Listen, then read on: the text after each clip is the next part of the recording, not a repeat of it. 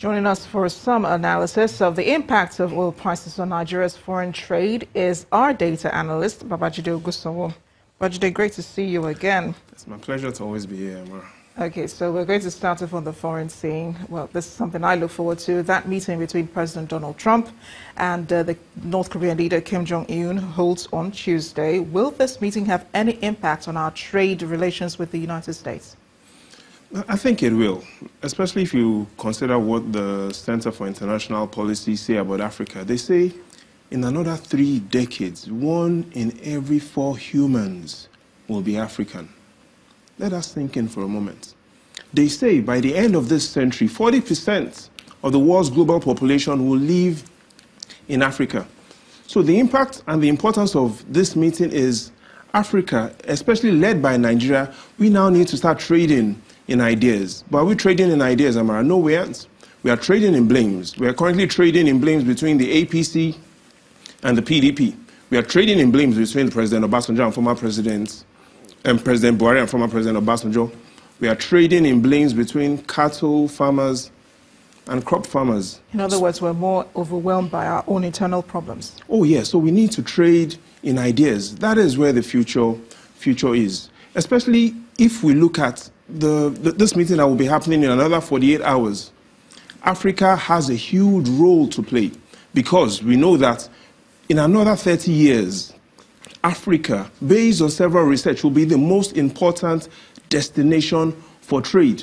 And so we should really ask ourselves, who will be representing Africa when Donald Trump meets Kim Jong-un? Or who's listening to the conversation and who will be drawing the lessons from it? Oh, yes, clearly. Because in Africa, if we know we will be the #1 destination for trade, and we know that we cannot achieve this if we do not have global peace, with all drop of blood in me, Africa needs to have a representative in that meeting.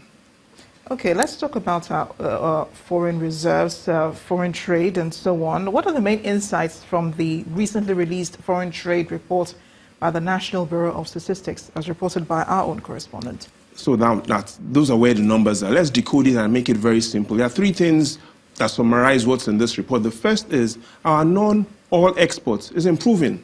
So in the first quarter of this year, we sold non-oil exports, which simply means non-crude oil sales of over 1 trillion naira, the highest as compared to previous periods in 2015, 16, and 17. In that same report, you will see our performance of crude oil, over $12 billion in the first 90 days of this year. Again, Amara, that is the best performance we've had since the similar period in 2015. So we see a significant improvement in not just only our non-oil exports, we see a significant growth in our oil exports. Most importantly, we see our balance of trade moving into that over 2 trillion naira territory. We remember in the first quarter of 2016, our balance of trade was negative. Now we've moved into a position where balance of trade over 2 trillion naira. Non-oil exports over 1 trillion naira.